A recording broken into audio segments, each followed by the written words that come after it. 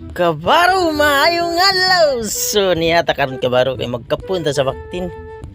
Kay dag ko na ba niyo? Luoy kay magun ni ron. Like si father ni ron. Ganito baktin, bugat-bugat na ninyo pero biyo ko pa.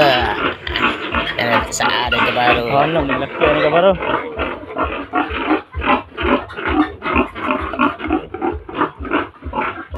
So before ta magsugod ka baro, di jud na nato kalimtan na mag-disinfect sa atong mga gamiton kay ma-prevent ng mga masasamang elemento ah. So disclaimer lang ka baro ah.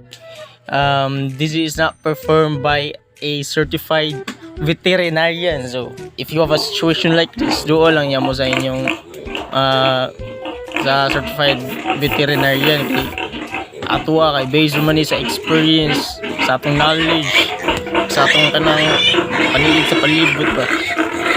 Ibaw na ka,